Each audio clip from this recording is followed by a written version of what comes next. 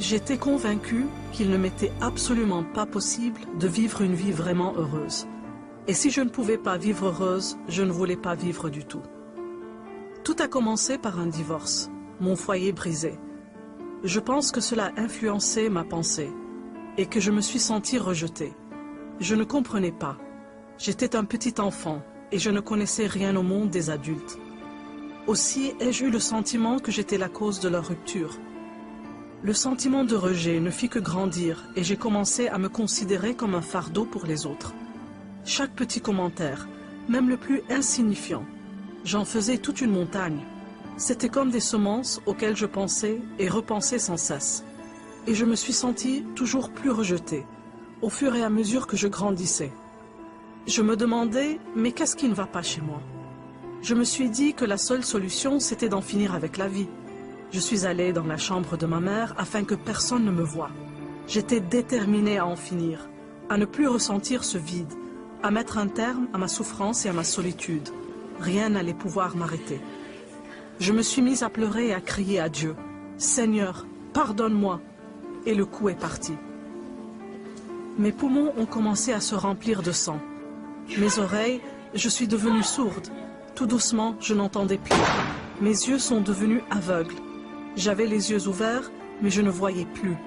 Et je savais que la mort saisissait mon âme. Puis tout à coup, je me suis sentie partir.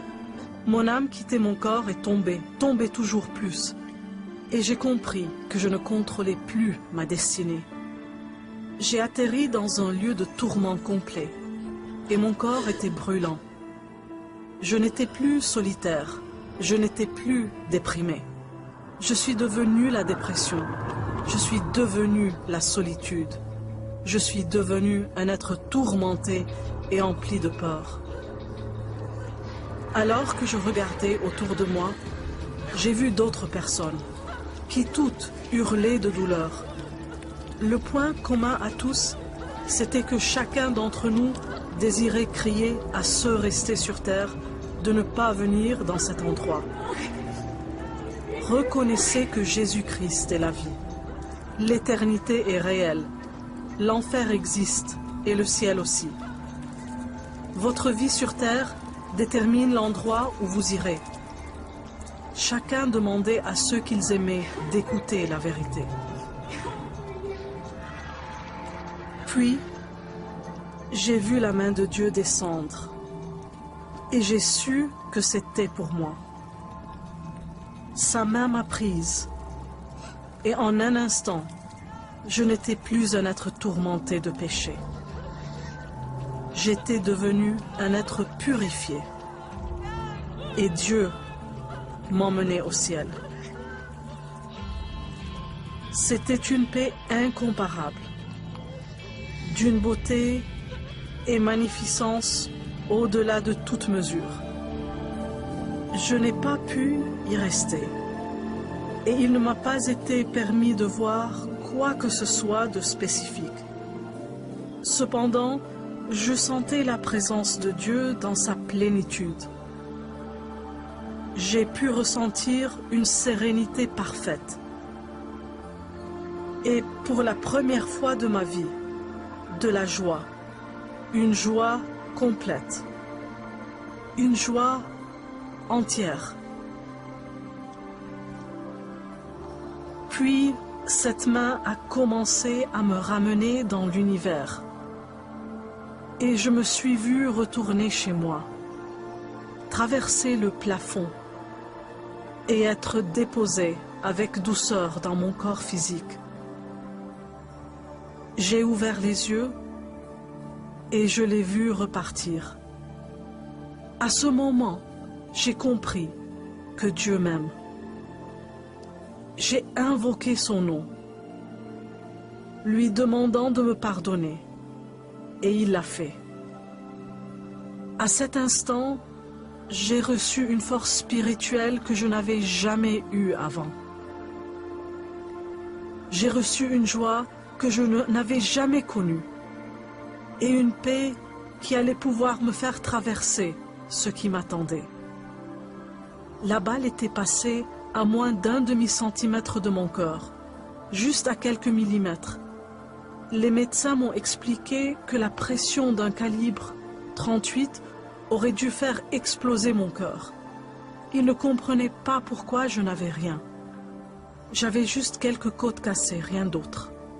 Lorsque vous quitterez cette terre, l'une de ces deux choses se produira. Soit vous serez transformé en un être de péché et de tourment, soit vous serez transformé en un être de lumière, d'amour et de joie. Et c'est la responsabilité de chacun de choisir ce qu'il deviendra. Moi, j'ai dû apprendre à accepter cette responsabilité et cesser de blâmer les autres concernant mon état mental et émotionnel. À présent, je suis rempli de joie, je suis rempli de grâce, je suis qui Dieu dit que je suis aimé, je suis adopté dans le royaume de Christ. Dieu me considère comme son enfant et tout ce qu'il a est à moi. Je n'ai qu'à le recevoir, je n'ai qu'à le reconnaître et remplacer mes problèmes par sa grandeur. Tant que je m'accroche aux promesses de Dieu et que je lui permets d'être présent dans ma vie, je peux surmonter toute chose. Je peux traverser mes problèmes en gardant la paix et le sommeil. Je peux les traverser avec une joie et une force qui dépassent toute compréhension. Et je peux arriver de l'autre côté pleine d'espoir et victorieuse en Christ.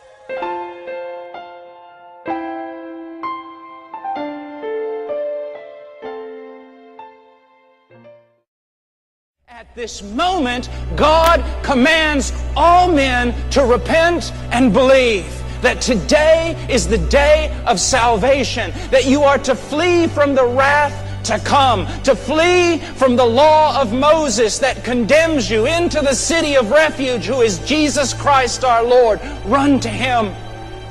Repentance is simply giving up, to stop fighting against God and to stop attempting to gain your own salvation through your own works, to literally give up and fall upon Christ.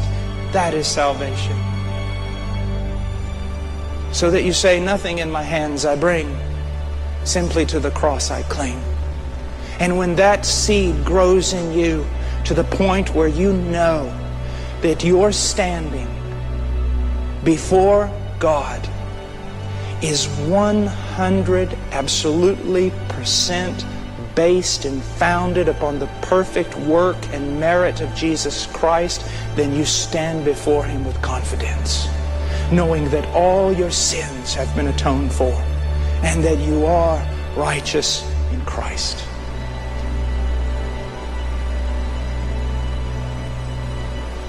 Come to Him.